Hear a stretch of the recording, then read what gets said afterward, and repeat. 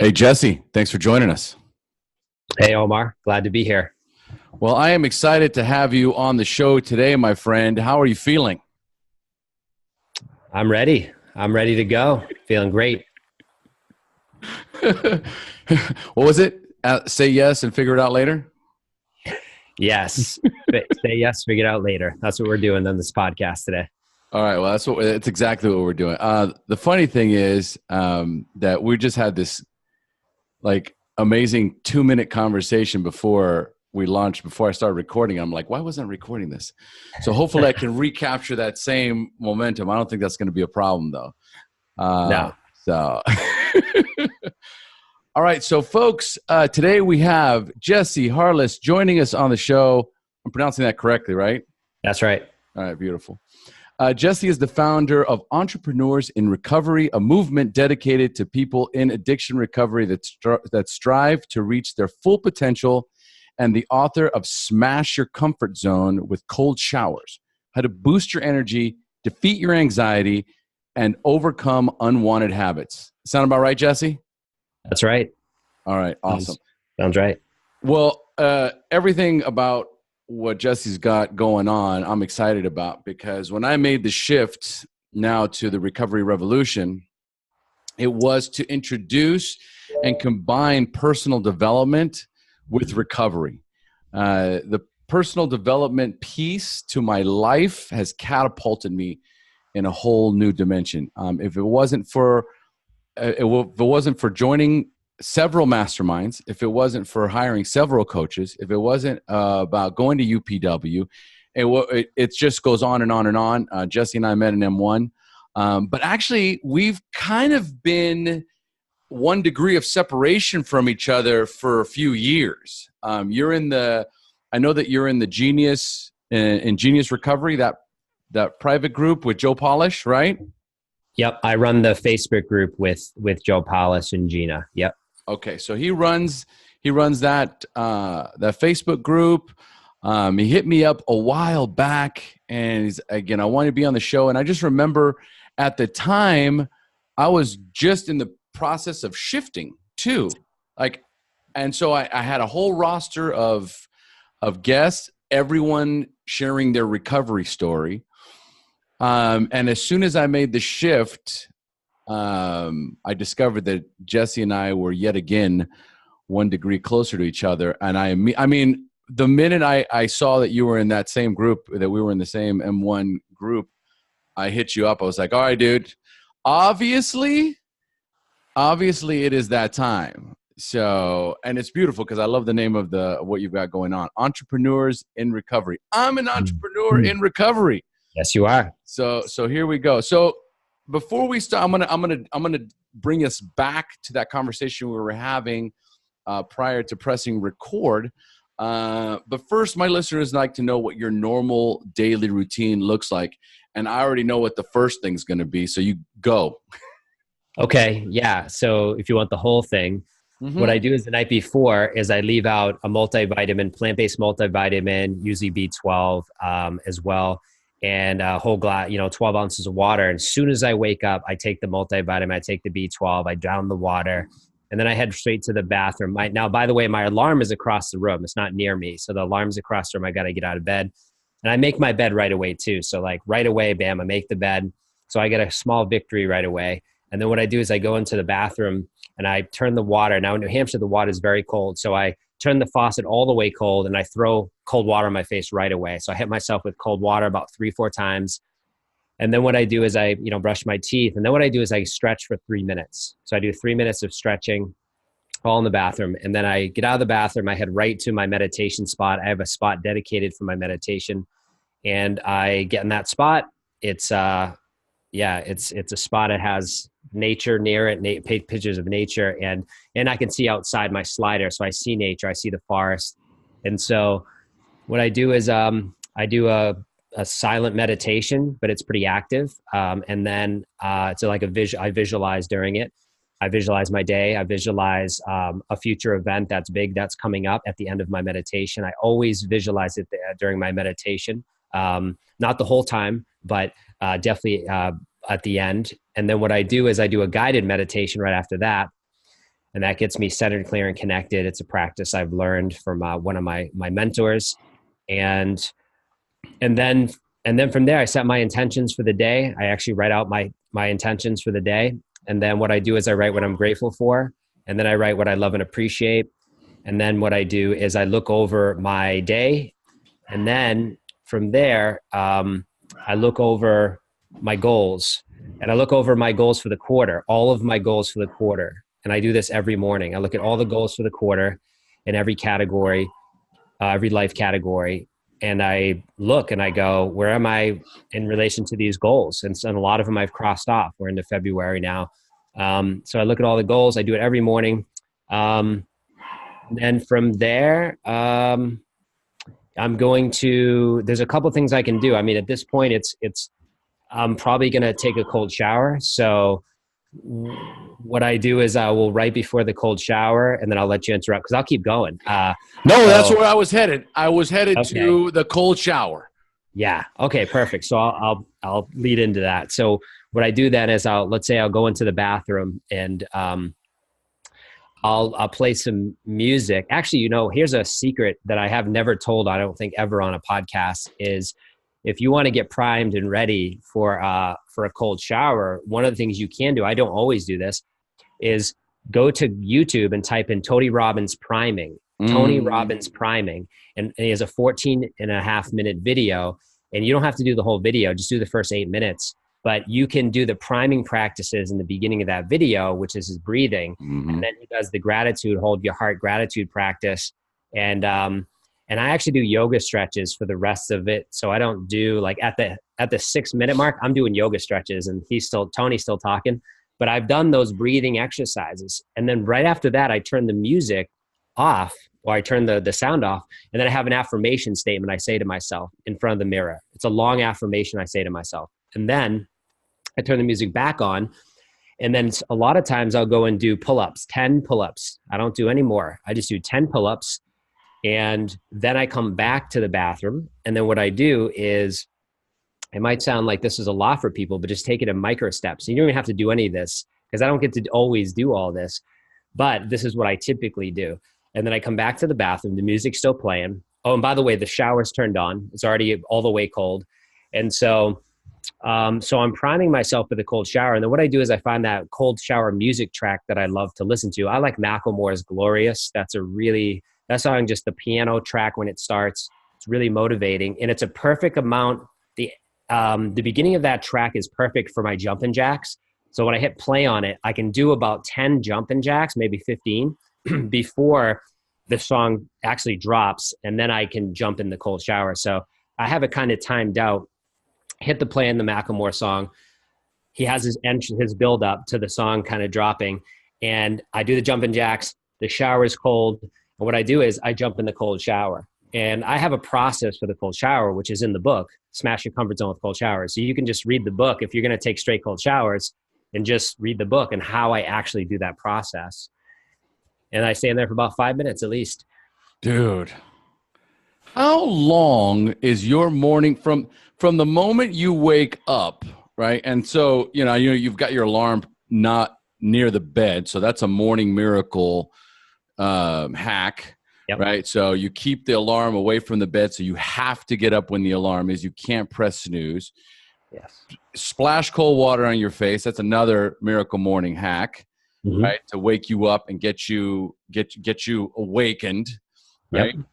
Then boom, I go off to brush my teeth. I go off and do the visualization. So I've got this whole process. How long does it take from the moment you wake up to the moment you're in the shower doing your incantations? That's an hour. Takes about an hour. Okay. Every day. Yeah, I can do that. I can do that whole thing I just said. And I literally could do that whole thing in 30 minutes if I wanted to. I've done it. Okay. If you wanted to. All right. But this is where, and again, now listeners are going to be listening to this and they're going to be hour. All right. So, because, most of my listeners are in recovery. Sure. So quicker, faster. How do I get how do I get that instant gratification, which is this in particular case, this is a perfect example of what delayed gratification looks like. Right. And how to create a process that allows you to set yourself up for success from the morning, which is all these visualization, journaling, checking my goals, meditation, guided meditation, silent meditation, stretching, jumping jacks, priming, right? So there's this whole process. And how long have you been doing this? Well, this has evolved. So this is a 3-year practice. So I've been taking cold showers for 3 years, 3.5 years, and for my morning routine. And so this has evolved. We evolve as people all the time. I'm a different person. Next month, I'll be a different person. So I evolve all the time. And so my morning routine used to be even much more simple, right? And I was, at the time, I was working full time. This was before I left my job. I was working full time. I had a full-time internship. I was taking full-time classes. I was sponsoring people. I was doing all this stuff 70 hours, 7 days a week. And so my routine was a little shorter than that.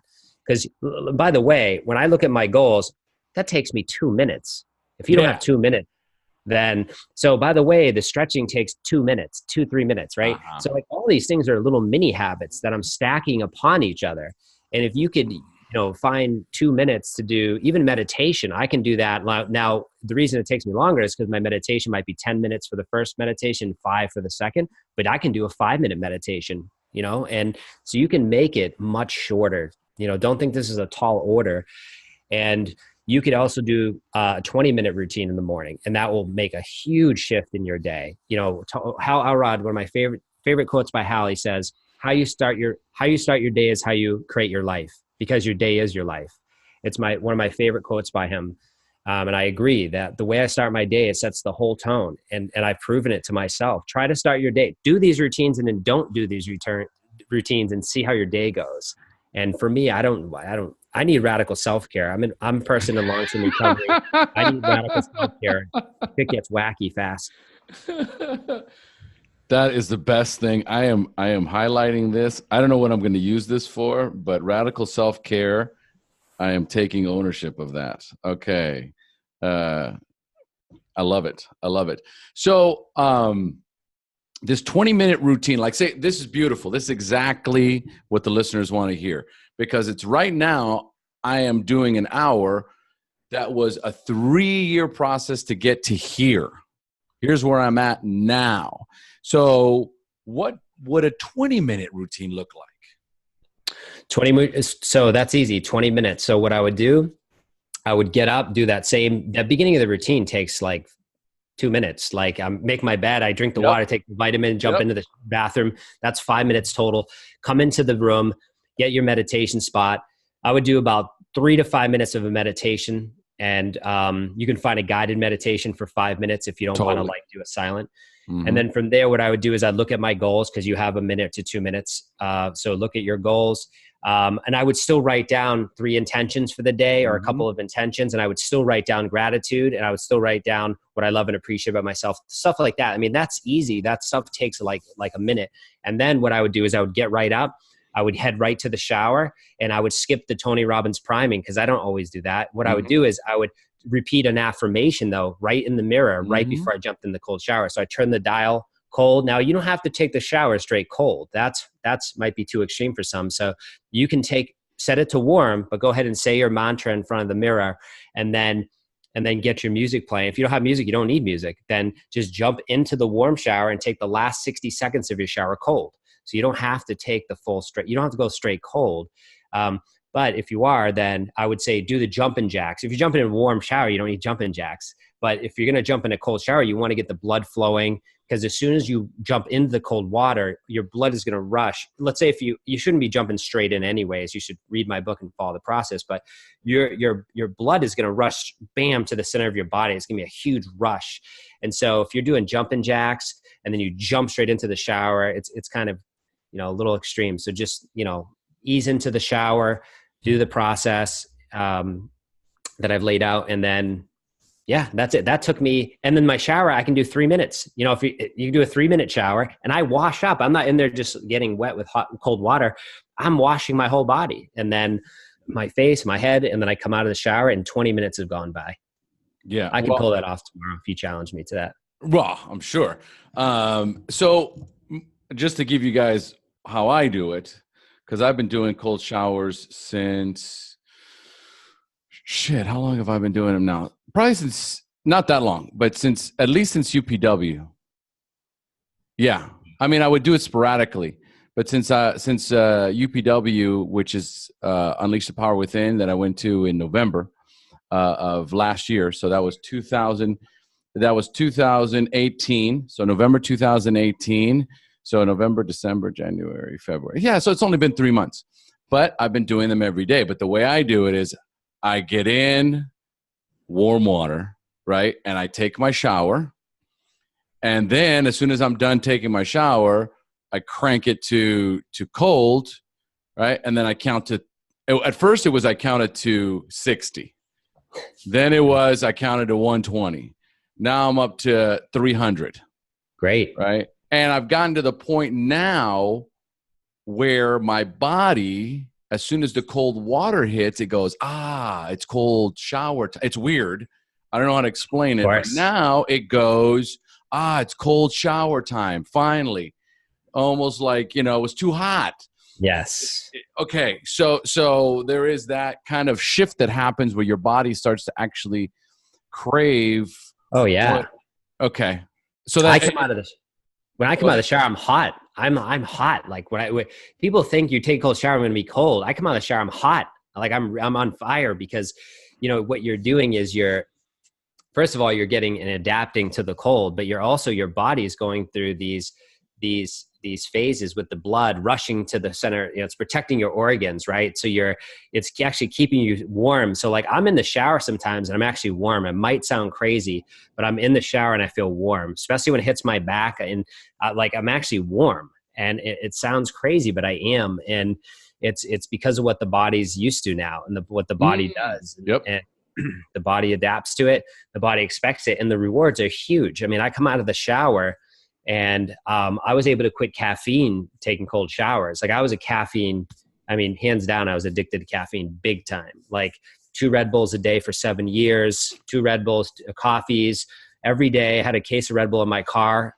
Everyone who knew me knew I had the Red Bulls in the car, but I was sober, right? I was in recovery, but my thing was caffeine, and I had no confidence to quit caffeine. And when I started taking cold showers, I said, I bet I can quit caffeine. And I did. And because cold showers are it's a natural way to get that energy boost. And it lasts for me, cold showers, taking them the way I take them, that energy lasts for like 4 hours. So sometimes longer, but that's a long time. And how I keep that energy up, then I practice other practices to keep the energy up, right? But the cold showers is the first. Love it. Love it. Okay. So, I mean, you look like you're in amazing shape. Well, we're in M1. I haven't done it yet, but do you know what your body fat percentage is? I actually don't. I haven't. I decided to be a runner like a year and a half. I went to Best Year Ever, Hal Elrod's event, and I got challenged to run a marathon. And I never was a runner. I look like a runner, but I never was a runner. I grew up with asthma. I don't like running. I'm not really flexible. And someone challenged me at that event. Hey, let's run a marathon. I said, let's do it. And I ran a marathon in 2017. And then from there, I just told myself, hey, I'm going to be more of a runner type. And and I just made that decision. And I don't run that much, but it's colder now, so I'm not running a lot. But now I've got back to kind of strength training a little bit. So I'm kind of in that in-between phase. Like, am I a runner? Am I a strength trainer? Maybe I could do both. And so I'm there. So I don't know what my body percentage fat is, but the percentages, I would guess it's like 11%, maybe 10. I don't know. Dude, that's wild. Okay. What size pants are you? 32. Yeah. 10%. Yeah. I haven't been a size 32 waist since I was 15. So yeah. And I'm excited to be like constantly seeking different hacks for getting my body down to where it needs to. I'm on this month. I'm doing Whole30. Great. And that is I'm on day 11. Serious. And it is mind blowing how differently. And I'm not depleting myself of food. Right. I'm eating fruits, vegetables, potatoes, right? Like everything is just like, stop putting poison in your body. Stop putting processed food. Stop putting sugar in your body. Stop putting, dairy in your body. Stop putting it's like when I left UPW, it was like, they said, okay, here's what you don't eat. Dairy, right? Sugar. So dairy, sugar, that's gone. And then there was what, the alkalines or the non-alkalines or something like that. I think it was the alkaline diet or something. Yeah, right before I ran that marathon, someone challenged me to 30 days of a plant-based diet, and I never stopped. Really? I never stopped. I've been eating a plant-based diet since April of 2017 as well. You're one of those, man. Rich roll. And intermittent fasting I started doing. Someone challenged me to a water fast, and I tried a 2.5 day water fast. It changed. I'll be straight with you. It changed my life in a lot of ways. And right after that, I did all the research on intermittent fasting, and I was like, oh my God. So between intermittent fasting, cold showers, plant-based diet, exercise, my energy has never been where it is now. It's pretty high, and it can even increase. Like you said, Rich Roll and different people. They have even more hacks. So ultra athletes. Keep learning. Yeah, I'm gonna keep learning. How old are you, Jesse? 35. 35 years old. Okay, and how this is like for you guys that I'm stammering because I'm super excited about the shift that I made with the podcast. Because this is the conversations I've been wanting to have, right? For the longest time, it was tell us your story of what happened. Most of the podcast was about what happened instead of this. This is like once you get connected with personal development, it's just as addictive. You're just like, somebody's like, hey, so we're going to do this. I'm in. All right. Let's do a 30-day challenge of, no sugar or, I did a 5-day water fast. I'll do a 5-day water fast. Sure, why not? Yeah, it's game changer. After day 3, it's like you go into this you just skyrocket, right? Like I'm thinking about doing one again. And every time I do something like this whole 30, where the detox element comes in and I start to remove all these toxins that I've been putting in my body, I don't recognize how much they are actually holding me back. They are just, it's just this weight that you don't realize you have on top of you that is really the body trying to process all this crap. So it's trying to process it, number one, and then it's trying to fuel itself on the crap. So what you're going to get is crap results. You're going to feel like crap. That's why everybody's like, oh, I feel like crap. Well, it's because you're putting shit in your body. Yeah. I have no energy, that's what I hear all the time. I have no energy. Because people say that time is the most valuable resource. It's not true. Energy is the most important resource. Because if I have all the time in the world, but I have no energy, it doesn't matter. I'm not going to do anything with my time. So I look at it as energy is the most important resource. And then you can put that energy into the time effectively and your life will shift completely. And these are all like little hacks that you can do. Like you can do a whole 30. It's just 30 days. Yeah. But when you realize the difference it makes in your digestive system, in your energy, in your clarity and focus, then you're like, maybe let me try something else. Let me try this. I'm doing like I have this. This is a liter bottle of water. I wasn't paying attention to how much water I was drinking before, and so one of my goals is to drink 4 liters of water a day. And so I put this on the little whiteboard in the kitchen. I put 4 little lines. And so every time I check box a liter, I get a dopamine hit. Right? We love that. Yeah, we love that. And then what you were talking about was you celebrate. Right? You celebrate these tiny little wins, but what you start looking forward to is the combination of the dopamine rush of the checkbox and then the combined celebration of yes, I did it. Yes. I did it. And it's just like a child. Every time you reward the child, you tell how good it's doing, it wants more, it craves more. So it continues to do that behavior because it wants more of it. We all have a 6-year-old inside of us. Pleasure-seeking brains. We all have it. We avoid pain. We avoid discomfort. The brain's trying to survive. It just wants pleasure. It wants comfortability. It wants to avoid It wants to avoid discomfort every single day. That's why things are not easy, especially in the morning. And that's why if you do the hard thing in the morning, you won the whole day. So get your win early in the morning. I get it with the 5-minute shower, but even meditation, I mean, that's a win. And that carries the whole day. So start with the win early in the morning, and your discomfort that's guaranteed to come in the day, it's coming. Now you can face it with success because you've already faced the hardest thing in the morning, which might have been a cold shower. And if you do the priming exercise, like Jesse was talking about, the Tony Robbins priming exercise, the one that's 18 minutes, there's one that's 18 minutes that was recorded at him at an event. Yeah. You'll probably go into tears probably around minute, I would say probably about 12 minutes in, right? Because when you start focusing on all these things that you're grateful for, right? And actually, if you're by yourself, it's even better because you're going to be doing some yelling. Yeah. But it's like you release something. You release. Right. There's so much. So there's lots of hacks. I'm going to try and get all these in the show notes, right? But we'll have all of Jesse's information as well. So my next question, 26 minutes into the interview, my God, I haven't one question. I can barely get through one question, right?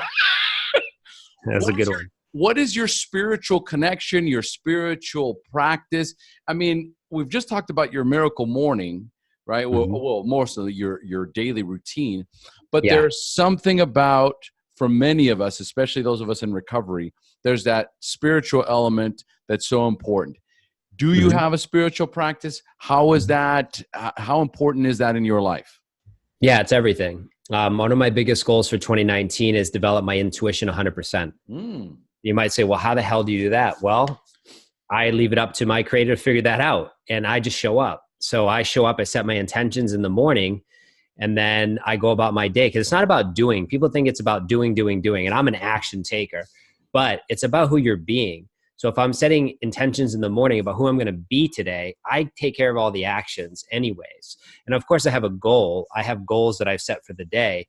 But it's really, who am I going to be today? And so my meditation practice is huge for tapping into my higher self, my higher self, my higher power, my creator.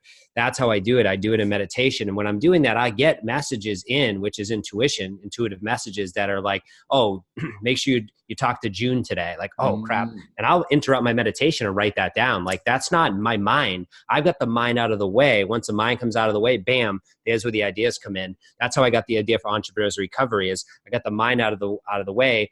And during a meditation, that name came in. I was like, oh, great.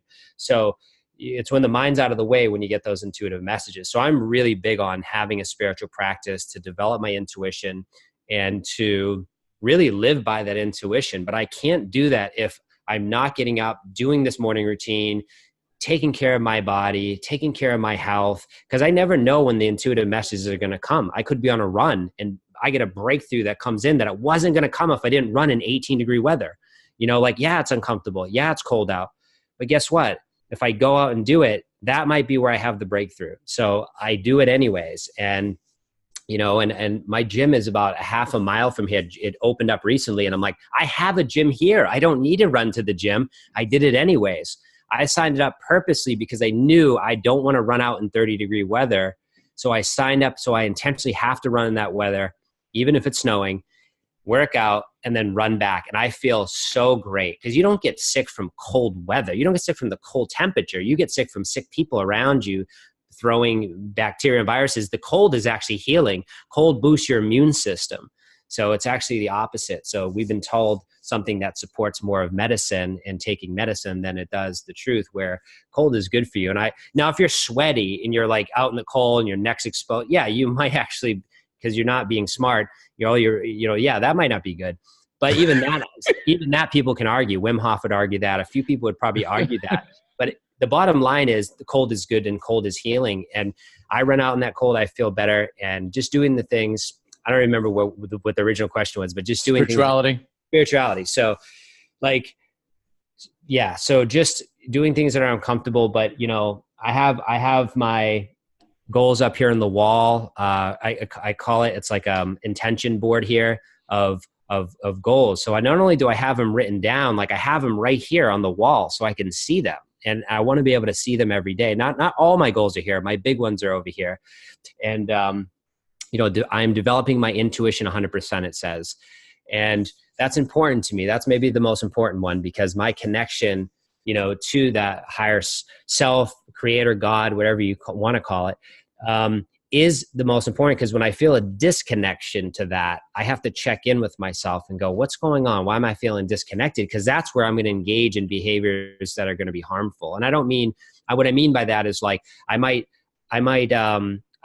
self-sabotage, like my thoughts might be self-sabotaging. My self-esteem might drop. I'll feel a little depressed. And then that could lead into thinking people are out to get me. And then that could lead it back to my social anxiety, which is I worked so hard to be rid of my social anxiety. And if you read my book, that's one of the reasons I wrote the book, was it helped remove my social anxiety. It wasn't the only thing, but it was a huge component. That energy boost helped to relieve anxiety. And so when I'm not tapping into intuition and tapping into my, creator, higher self, then what's happening is the old Jesse's coming back, the old thinking's coming back, and that no longer serves me. It's not acceptable. So I'm able to, do something about that. And a lot of times the simplest way is intuition, and what I mean is by meditation and really sitting with meditation and intuition. And I pray, I do all those things, but just sitting in silence, silence is just a huge part of my success. People think, well, how does that make sense? Well, that is what makes me successful, is my silence. My practice is when I'm silent. And the practice is what's the key word there. Without practicing, then the first time you do it, it's not going to have the effect that someone who's been doing it for 6 months, a year, whatever, has been practicing every single day silent meditation and paying attention to the intuitive voices and messages that come. Mm-hmm. All of the things. I mean, we just spent on this call half an hour, and there's just countless numbers of practices that Jesse does. So he's constantly connecting with source, connecting with a higher power, connecting with his own body. And now it's like connecting with that intuition on a much higher level. How do I connect with my intuition 100%? Right? How do I read that? And, I've said this all the time. I said, the answers that we seek are inside. So all of that is based on, much of that is based on intuition.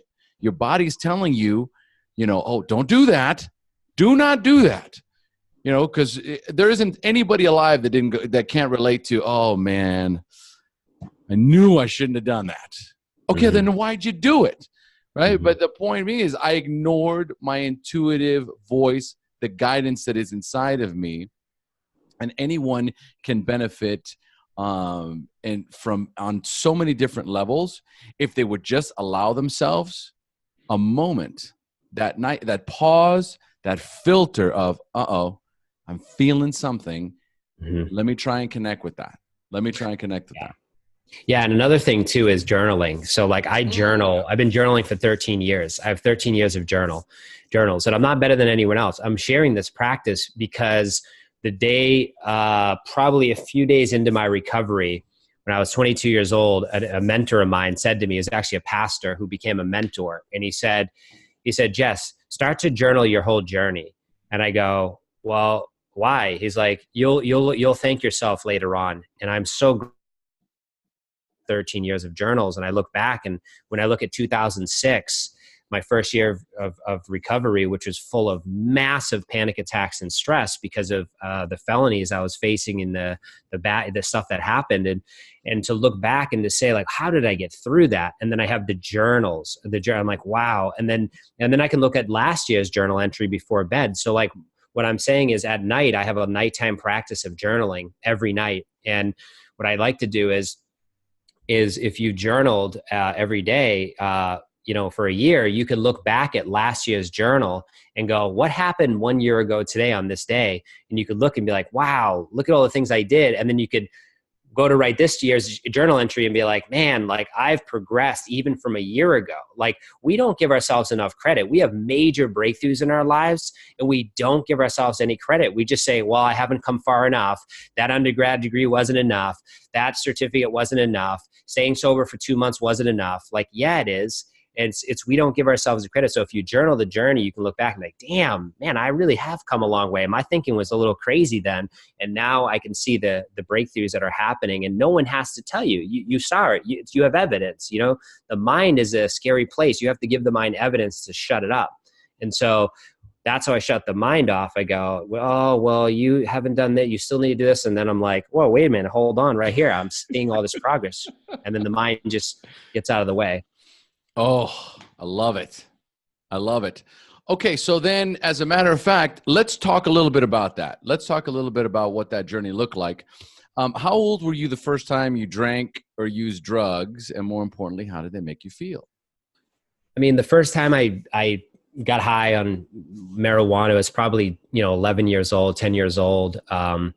It was like my friend, his parents smoked weed. So they kept their joints behind the waterbed. And I remember like behind the waterbed, there's always be an ashtray full of joints. And I knew that because I was a sneaky kid when I was a kid. And I snuck in there one time and I found them. And so one day when they weren't there, I'm like, hey, the door's open. Let's go in and grab those joints. And we smoked. I think I was 11. And I just remember, eating a whole box of honeycomb after and passing out. So that's the only thing I remember.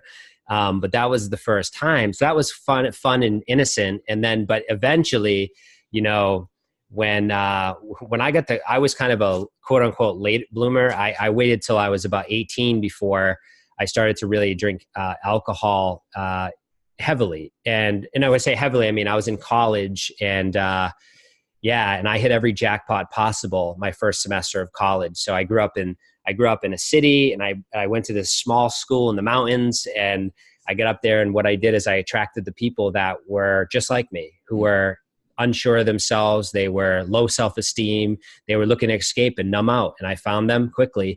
And what did we do? We got high and then we drank. And when they went to bed, I still wanted to get high. And that's how I kind of knew I was a little different than most.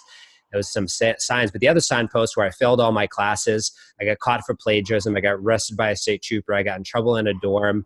So everything that could have hit, if you had like, oh, let's look at the evidence here of you have a problem with drinking or whatever. I had all the lists like right away at 18. I'm like, oh, that's interesting. And then the second semester I got kicked out. And then within a year I was doing cocaine and heroin and it just got out. So I was one of those, like, you only had to do it a short period of time. And I was as bad as someone who did it for 10 years or 20 years. I was one of those. And yeah. So tell us, let's expand a little bit on that. Just so we get an idea, because, here's Jesse, that's constantly evolving, changing, has been doing a journal for 13 years. So does that mean you've been in recovery for 13 years? Yeah, I celebrated 13 years, December 18th. Okay, December 18th, anniversary date. Right. So, how has addiction, or how did addiction play a role in your life, and what did it cost you? It cost me almost everything. It cost my father everything. It took his life. He died of alcoholism. It took my uncles. So it's really rampant in the family. So I had the gene, if you want to call it that. I at least had that genome, whatever. But here's the thing is for me, addiction, by the time I was 22, it literally did take almost everything. At 22, I was facing 2 federal felonies. I was facing 7 years in federal prison. And it was like I had been asleep for 4 years. It's like at 18, I went to college, I flunked out, and then I just chased that high for 4 years. And my progression was so fast, and by the end I was doing all the things I said I would never do. I was in the places I just said I would never be. And I had broken every line I crossed in the sand. I jumped over at 10 feet. And by 22, I had got arrested by federal agents, and I was facing serious time. And that's when I woke up.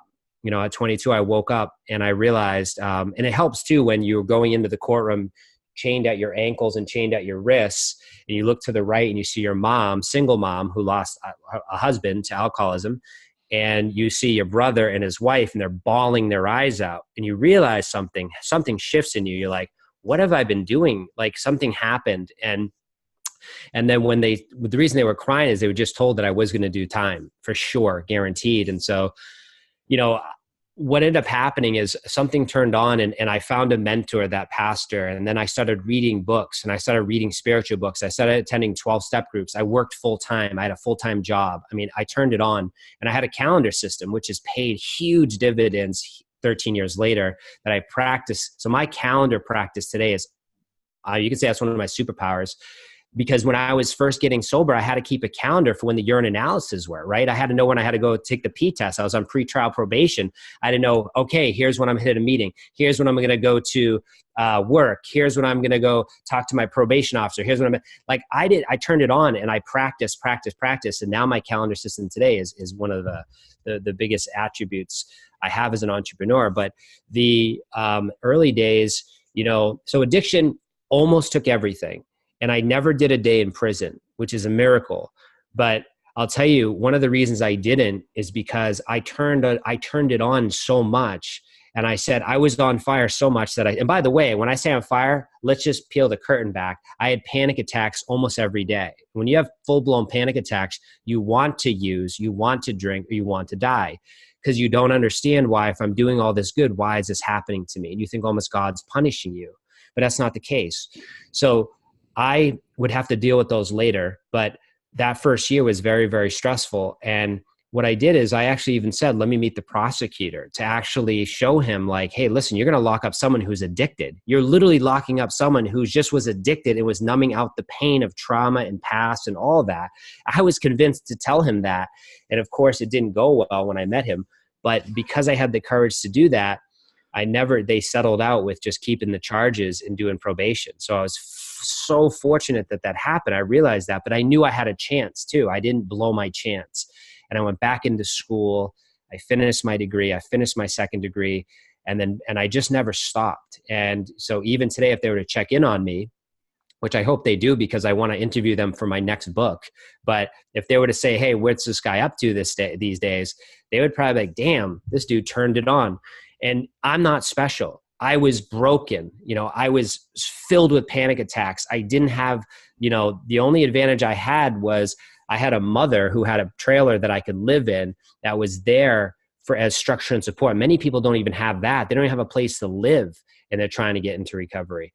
So, so at least I had a warm home to come back home to. And so that's kind of the story where it originated, but it could have taken everything, including my freedom. What were you facing? What were the charges? Yeah. So the quick backstory is, and this is a lesson to the listeners who are playing in this sandbox. So I actually thought I was smarter than the law or whatever. And I thought that if I could find a way to order prescription pills online and not get caught, that'd be a good idea. So that's what I did. And I found a way to get unlimited quantities of pills I wanted through the internet. And it worked. And I was getting, you name it, Vicodin, Oxycontin. And so what happened was I was successful for many, many, many, many months. And then one day I got greedy and I said, I'm going to try a different supplier. And I clicked this button and that one was tapped. And so that one I clicked, it was a setup. I went to the post office. And by the way, the post office is where my father worked before he lost his job, and then alcoholism, eventually took over. So it's really ironic that I was arrested in the same place my father worked before he lost a job to drugs and alcohol. So it's really ironic the way life works when you really look at it. But I was at a post office. That's where the package came, because they arrested me at the post office. It was federal building, federal felonies. And so it was a sting. And the story's insane. Like, they let me go. They let me go for 10 months. The story gets way better. When they let me go, what do you do when you're in active addiction and someone lets you go? You get arrested, you're going down, and they let you go. You run. I friggin' went to Florida. I said, see you later. And I went to Florida. I live in New Hampshire. I went down to Florida. I said, I'm going to manage my addiction. And I managed my addiction for about, and I'm doing quotation marks, I managed my addiction for 4 months. I said, as long as I stay away from cocaine, I'm fine. And I was still doing all the other stuff. And all of a sudden, one day, a female came up to me and said, hey, do you do cocaine? I said, absolutely, I don't. And then by 3 shots later, I was doing it. And for 6 months, I went on a rampage. I work in 2 jobs, by the way. I was a functioning, if you want to call that, addict. Like, I held 2 jobs during this until my employer and my roommate were going to call the police on me. And they were like, dude, you're going to die. And that's what happened. I came back to New Hampshire. Within 2 weeks back to New Hampshire, they had let me go. Remember, these agents let me go. 2 weeks back from Florida, I'm in New Hampshire. I'm broken. I'd hit a hard bottom in New Hampshire and Florida. I come back. I get the call from the agents. Hey, where are you? We have a federal warrant for your arrest. You're not here in Florida. So I had spared myself some major trouble by leaving. And what did I do? I trusted my intuition. So the lesson is my intuition saved my life, even in my active addiction. So listen to the intuition. The intuition saved my life. It said, get out of Florida, get out now. And I hit a hard bottom, but it's like, get out, get out, get out. And I got out. They came to get me. I was already in New Hampshire. They came and arrested me on December 22nd, 2005. And that's when everything changed. But yeah. That is wild. See, that's the story I wanted.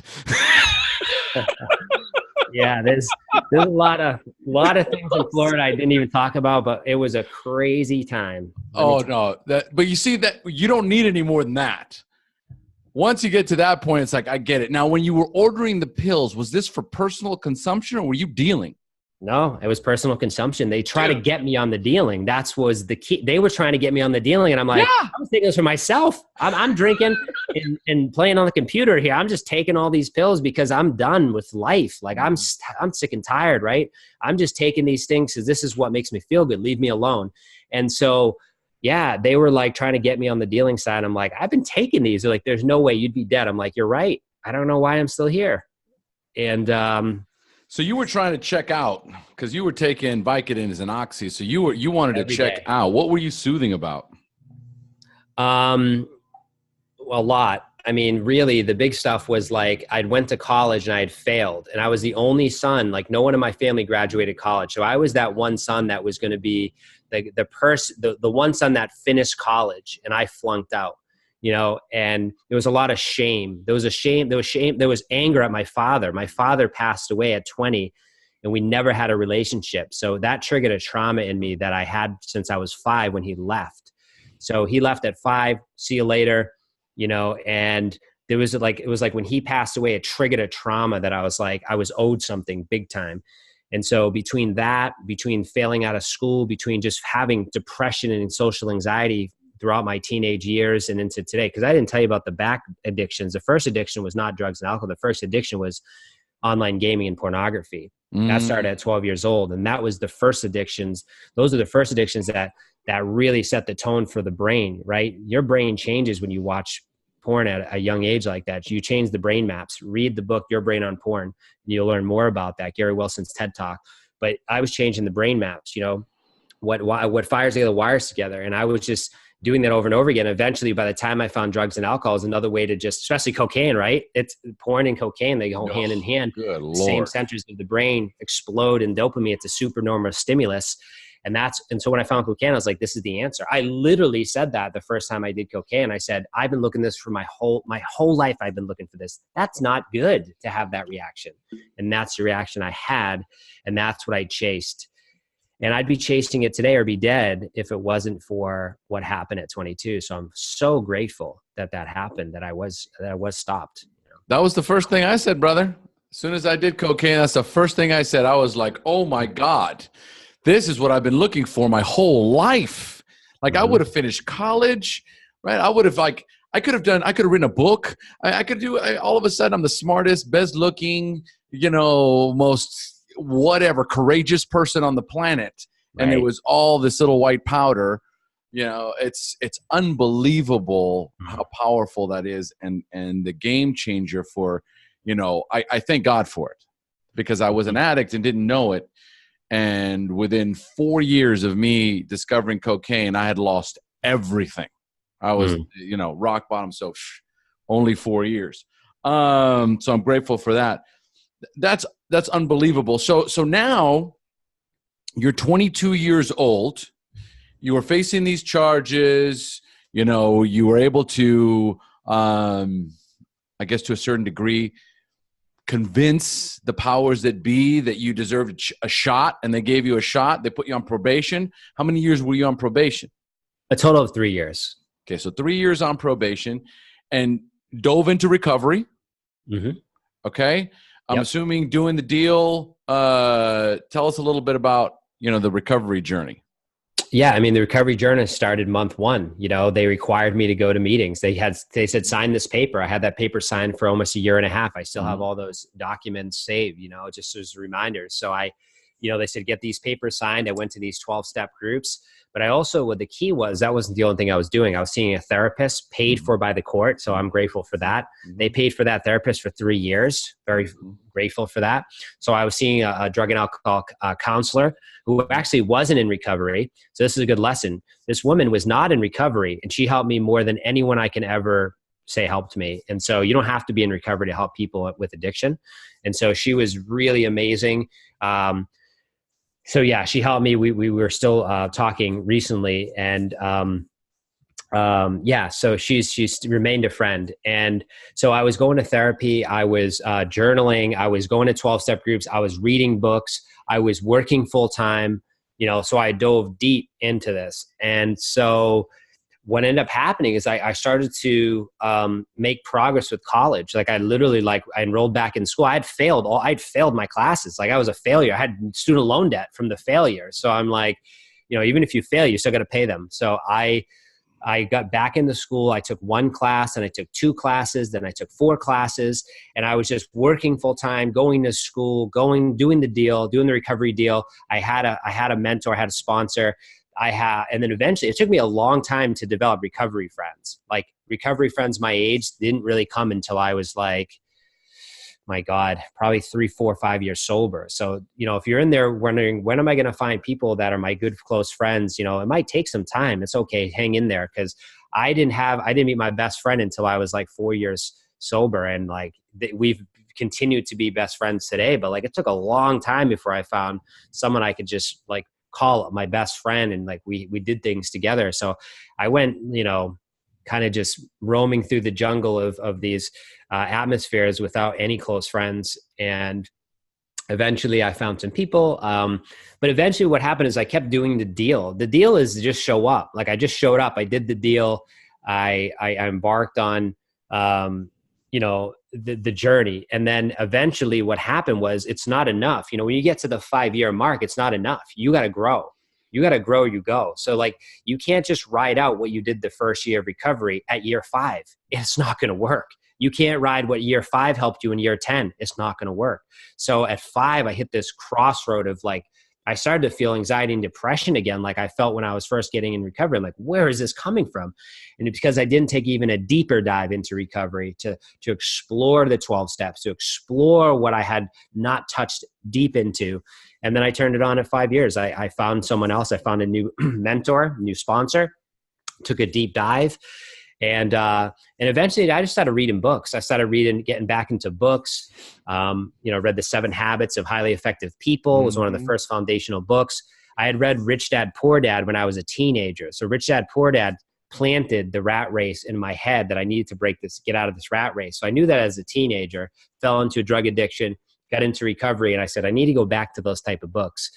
And eventually it took a long time, but, about 3 years ago, 3.5 years ago, I started to, I just started to read tons of personal growth books. It went from like once in a while to like, I was crushing audiobooks, crushing CDs, and it just never stopped. You know, I was listening to books like Feel the Fear and Do It Anyway, Dr. Susan Jeffers. I listened to that book 40 times.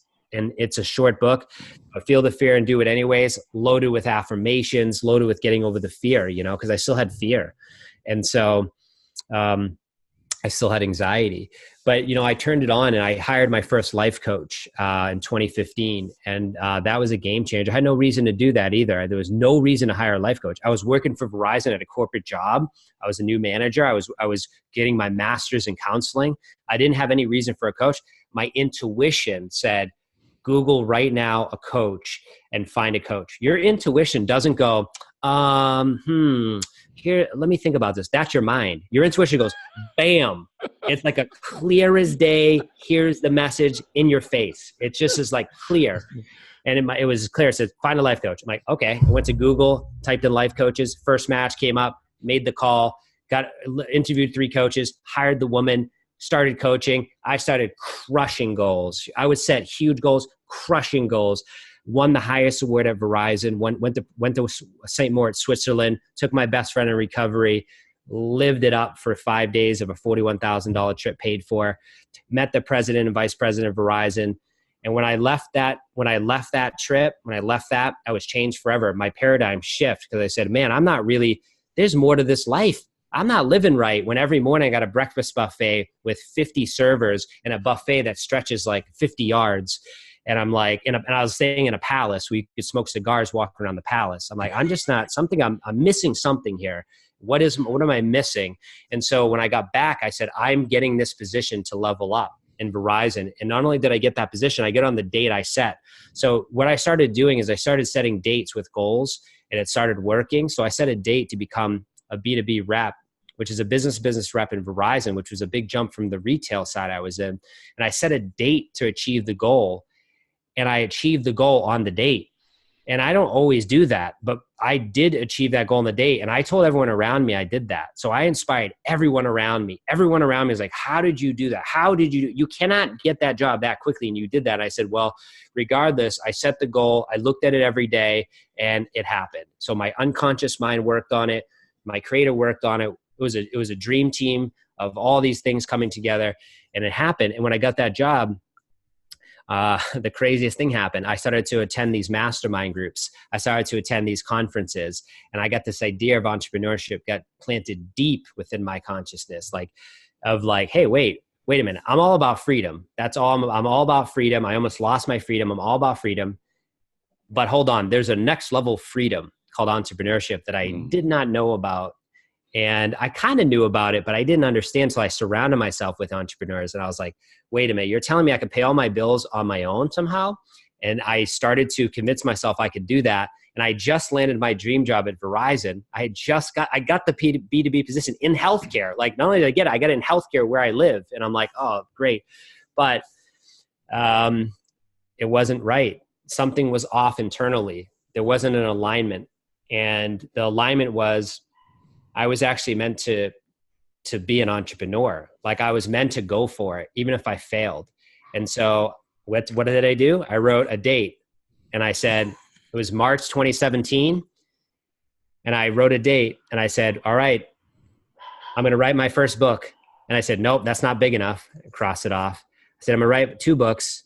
Nope, cross it off. Not big enough. And then I wrote, leave my 9-to-5 job, be my own boss, August 30th, 2017.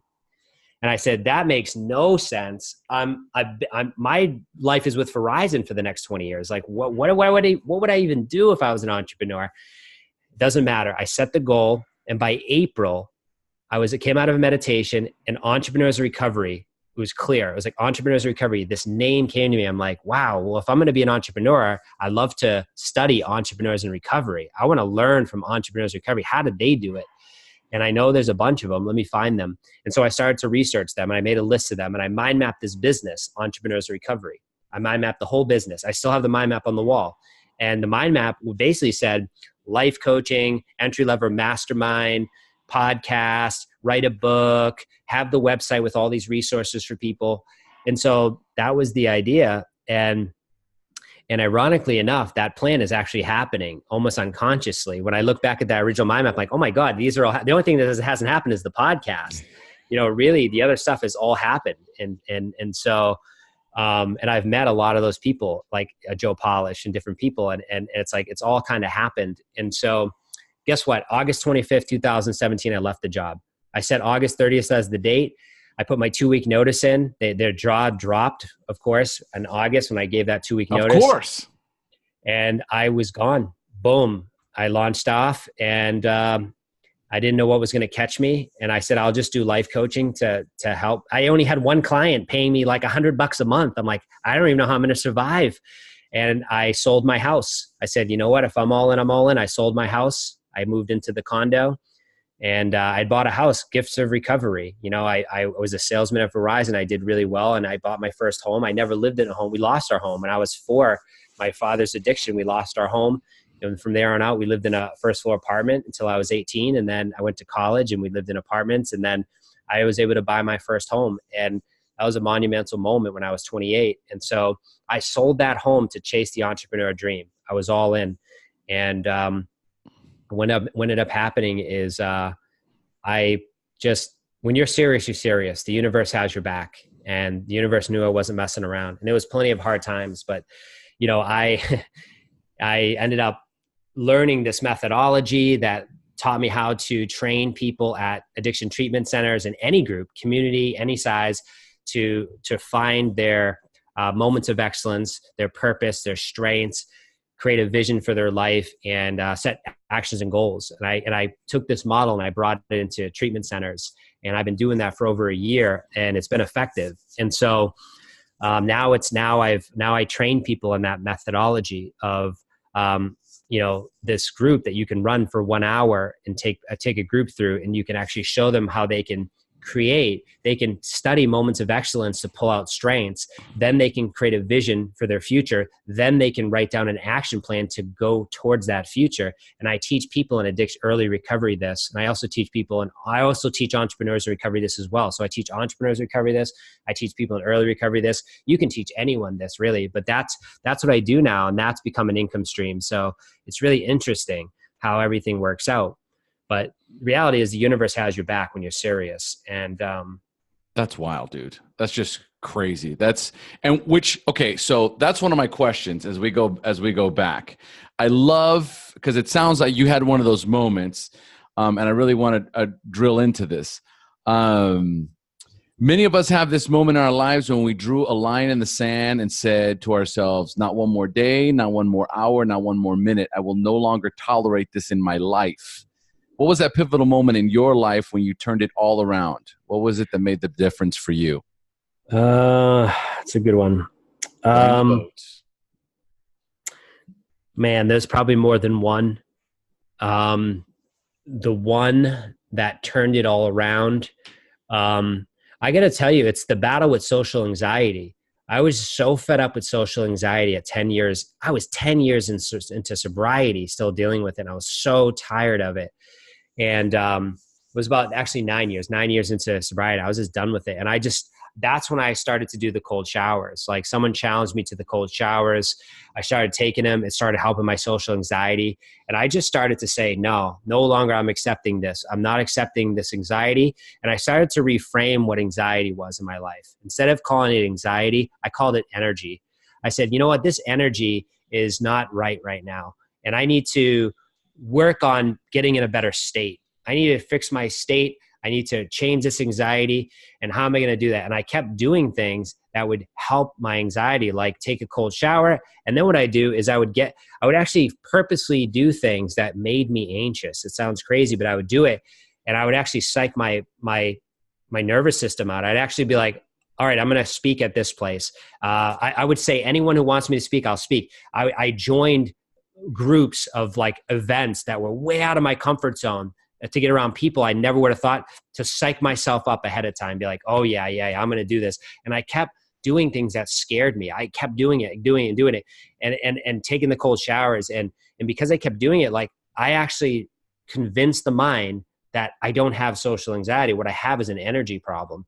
And then if I manage my energy right, I don't have anxiety. And so now today I don't suffer from social anxiety. I just suffer from normal everyday energy problems that I need to manage. And so I got to watch out for energy drainers, and I got to look, that can be people who drain my energy, and I have to watch out for what I put in my body, because that's going to definitely affect my energy. Some people call it anxiety. Energy is what's affecting being affected. And so that, and by the way, I was on medication for 7 years. My anxiety was that bad. I was on medication for 7 years. And eventually, like, that was the turning point. It was just like, I'm done with the medication. I'm done with this. I'm going to turn this on. I'm going to read the books. And I did this. I took a journal. I have a big black journal, and I just did experiments on myself. I read The Shyness Solution. I read all these books about shyness, introversion. I just was like, what is going on? Why do I have this anxiety?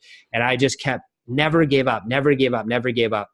And what happens is when you go down the path, the doors open, and then people will just show up in your life and say, hey, try this. And that thing, which one of them was cold showers, was like, oh my God, that's exactly what I needed. And so, none of this was just this, oh, one day I'm doing better. Like, no, it was like lots of mini battles won along the way, but I've won the biggest battles. I've already won the biggest battles. My battles are won. So now it's just about, how can I inspire others to win their battles, Oh, I love that. I love that. And, this whole idea of reframing, which is something I learned as an NLP practitioner, which is that's a key element in getting people to look at things differently and restructuring the neurotransmitters and the way the mind processes information. So just by changing the language, you change the emotional connection and the negative emotions associated with it.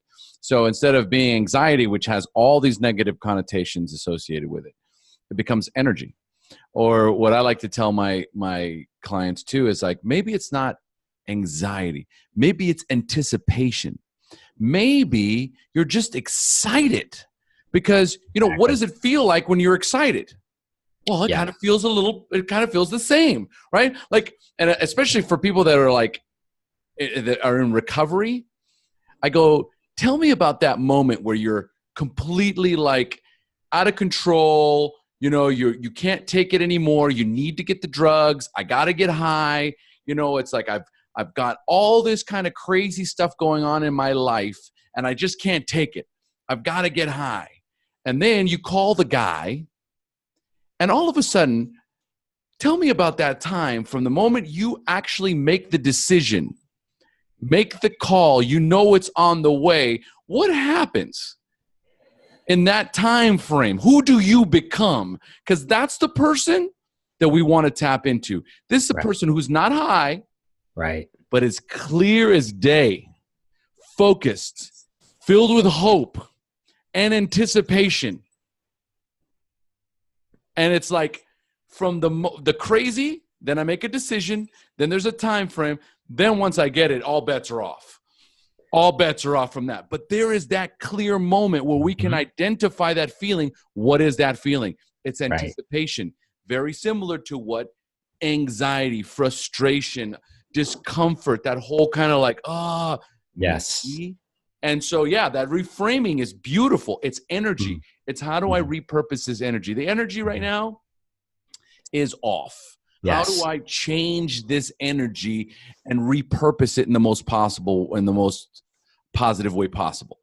Yeah, and it's not an overnight matter. Nothing is. I mean, this is practice and practice and practice and practice. And eventually, I started to really show like, oh yeah, this is energy. And guess what? That's when the shift happened, the paradigm shift. Yep.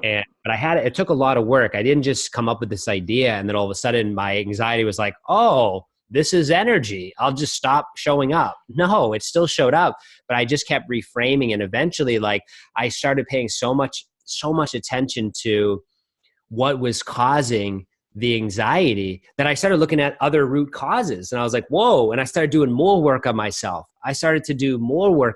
Because I realized that sometimes this anxiety is coming up from old traumas, old wounds. Of course. So there was even more. So just by asking the question, changing the question changed everything. So the question had the power of, well, what if this was energy? And that alone changed everything before all the answers came. And so, asking a new question. Well, because at some point, if you keep asking questions, you're going to tap into the unconscious mind. We're so busy in here in the frontal cortex where all the bullshit and all the social media and everything that we look outside of ourselves and compare ourselves to, and all that anxiety comes from the stories that I'm telling myself in here. But back here in the unconscious mind, right? For what reason? I'm feeling anxiety. For what reason am I feeling anxiety? And is it really anxiety? If I start asking questions like that, if I allow myself to challenge my thoughts, put them up in the jury box, right? And start cross-examining these things, then you start to develop these tools for cross-examining your own thoughts. And that's where you go down the rabbit hole. It's one emotion, or just maybe a series of maybe 4 or 5 different emotions, thousands of thoughts that just splinter off, and they the negative emotions just start stacking on top of each other. That's where it comes from. Yeah. And I'm going to give the recommendation. Don't do this alone. Like, I did this alone. I battled this alone. I journaled alone. I didn't share this with anyone. It doesn't make any sense. Eventually, now I share things with everyone. Mm-hmm. Like, I mean, if I have a win or a challenge, I'm sharing it. Like, it's happening. I'm texting 6 people. And I never lived like that, but now I'm doing that. You know, I'll text people, here's a win that I had, because you know what? They experience the win too. They get a little dopamine hit. Yes. So I'll tell them about the win. Or if I have a challenge, I have specific people about challenges. But like, I didn't share my battle with social anxiety for a long time, and it kept me in shame because I couldn't even go to the Shaw supermarket to go food shopping at 10 years sober because my anxiety was so real. I couldn't even leave the house. It would overwhelm me. And that I didn't share. And as soon as I started sharing that stuff with people, and I started to, oh man, this is something that maybe it's not normal. Let me share it. Bam, the answers started coming in. Oh, I've experienced that too. Have you tried this? Oh my God, I wish I asked 5 years ago. And don't wait to ask. Find a team of people that you can call your recovery team, and you can leverage their strengths, and you can lean on them. If you don't have at least 5 people on the recovery team, you better start recruiting them right after this. You listen to this show, because if you can't call 1 person on your recovery team, you're in big trouble for relapse. But if you have at least 5 people on that recovery team you can call, you're in good hands. So start with 5, and eventually you can make it 10. But you know, start with 5. You have 5 solid people you can call, and this is if you're in recovery or not in recovery. Just 5 people you can call when just stuff's not going right in the head, the mind, the unconscious mind, where we live unconsciously mostly. So if we can just recognize that, we can do things, certain behaviors to help to reprogram the unconscious mind, like affirmations. And, you know, this isn't woo-woo stuff. This is like science, you know, affirmations and priming and breathing. And like, that really does help the immune system. It helps the unconscious mind, you know, and yeah, it's, no, I hear you, buddy. I hear you. We can just go on for days. Yeah. So one of the things I want to tap into real quick is just the whole idea of that negative self-talk. So, you know, as a coach, right, I hear people say all the time, I can't do this because, or once I achieve this, I'll be happy. They learn and pick up these patterns from role models in their life, not realizing that they now are in charge of their own story. So what is the story that you used to tell yourself, your biggest limiting beliefs, and what is it that you believe now? I used to tell myself I'd always have social anxiety. I used to tell myself I'll never get through this. With all the success that I was experiencing in recovery, and especially when I wasn't experiencing it, I told myself, this is just something I have to accept and live with. I mean, I studied psychology. I have 2 degrees in psychology. It didn't matter. It was just something that I was like, this is something I have to accept.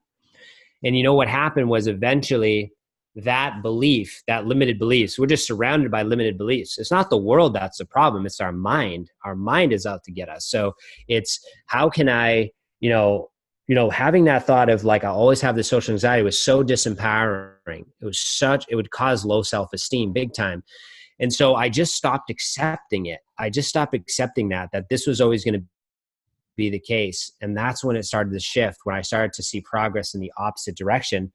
And so really, like, now I would say today I have an unstoppable mindset. There you go. And it's not because the unstoppable mindset is not because I'm like this like special person in recovery. It's because I've fought the battles, and I have the evidence to show my mind, not the world. The world's not going to do anything for me. My mind needs to be convinced of evidence, because it builds confidence, and that confidence then helps me to have more rewards and success. And it never stops. I just keep doing that. And the mind's like, oh, okay. All right, I'll back off. You know, oh, he's serious. I won't come in right now because he's serious. Like, hey, here's some anxiety. Well, actually, he's already then he's already doing it. He's already talking to that person. It's like I've already moved faster than the mind could even react. Before the mind was even like, don't do that, that's too scary. I'm already doing the action. It's like, oh, so so I've developed an unstoppable mindset over time. But it's like David Goggins says in his newest book, Can't Hurt Me. It talks about you got to callous the mind.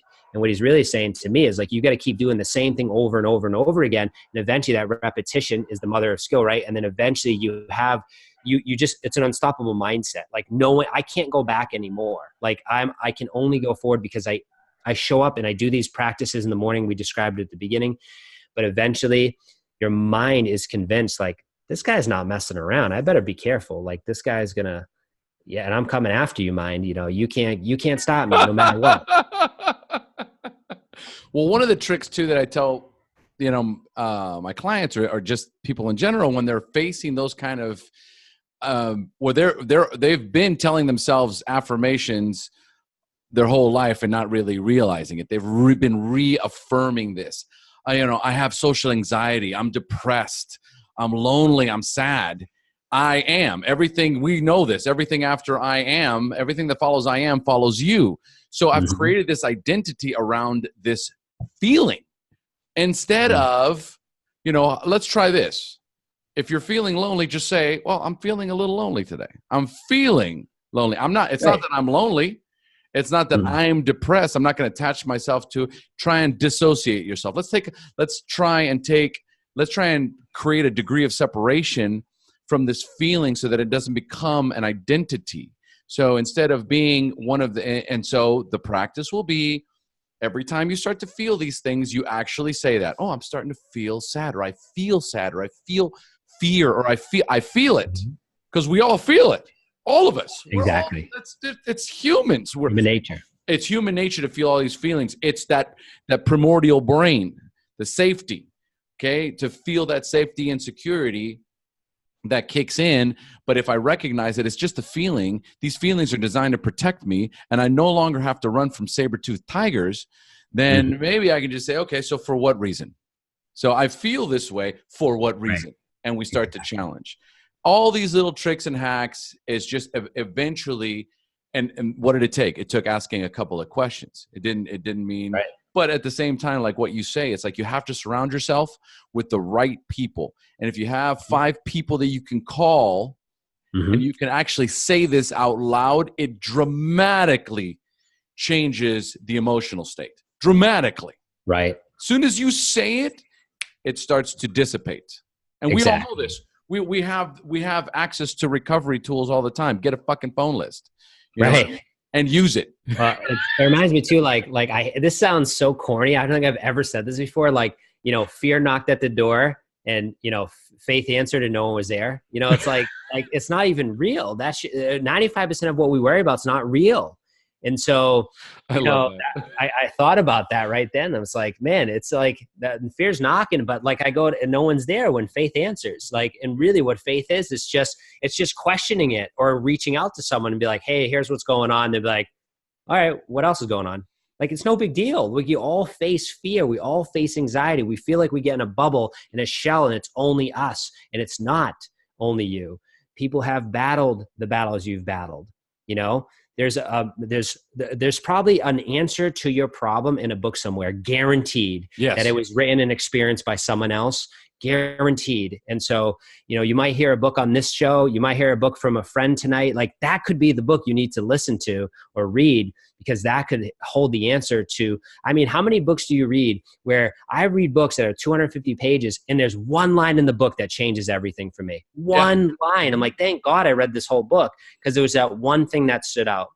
That's how my memory works. It's not the greatest. So I literally read and one thing stands out. I'm like, that book was worth it. That book was amazing. Yes. Well, it's what we're looking for is a paradigm shift that happens in an instant. I'm looking for that information that will drastically change my life, that 2 millimeter shift. All right.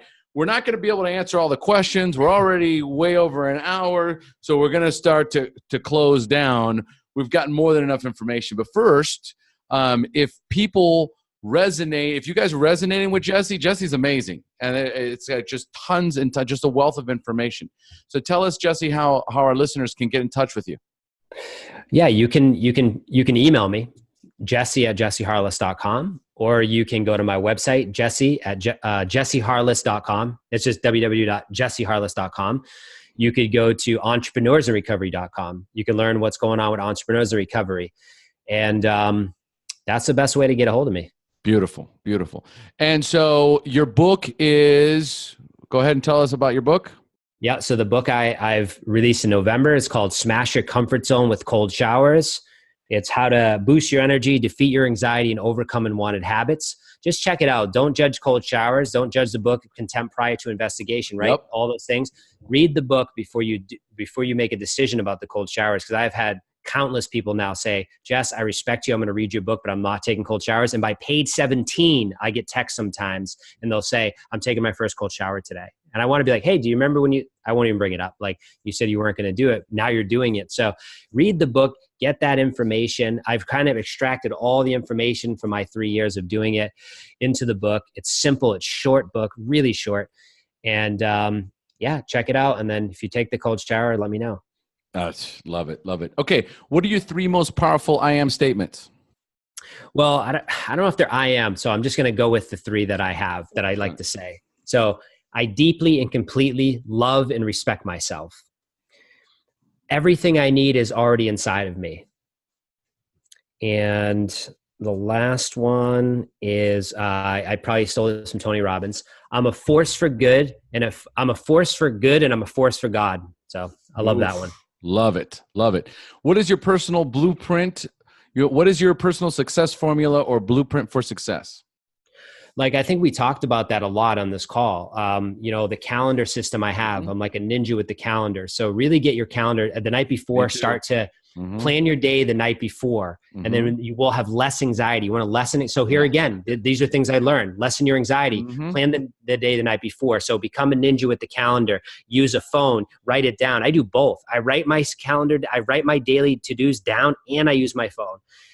That's what works for me. Because I don't always have my calendar with me, but I do on my phone. And so be a ninja with the calendar, start journaling, look at your goals twice a day or at least once a day. Don't mess around. Look at those goals, because here's what's happening. The unconscious mind, we talked about that a lot. So somehow, some way, the unconscious mind starts to figure out how to solve these problems without even your permission. If you start looking at the goals every day, that your unconscious mind starts to figure out how can we make that happen. And so read the goals every day. Beautiful. That's the success. One thing I will say too, as far as the anxiety goes, preparation is key. So as being a ninja calendar warrior, right? On top of that, if you're prepared for everything, like before I get on a coaching call with one of my clients, I go over all my notes from the previous session, so that I'm not thinking to myself, okay, so what did we cover last time? I'll have 6, 7 clients in a week. And then by next week, right, it's like, okay, where am I at? So right before, okay, I remember this, it's gone. Yes. And then I walk into the call with complete confidence. Yep. Right? So that's another way to combat any anxiety, preparation. Key. So key. I set yourself up for success. My vitamins are already out. My water's already out. I wake up, I already won. Bam, I took it. I make the bed. Like my clothes too. Like I'll leave my clothes out. Like if, the clothes are already out. If I, before I get out of the shower, my meditation spot's already set. Everything's already in the meditation spot. I don't have to get anything. Everything's there. Thinking. No guesswork. Preparation that's a key one I left out, is preparation is everything. Set your goals up the night before. Set your to-do list up the night before. There's so many things that you can set yourself up for success for just by doing things in advance. Beautiful, beautiful. All right. And what is the best advice you have ever received? Oh, man.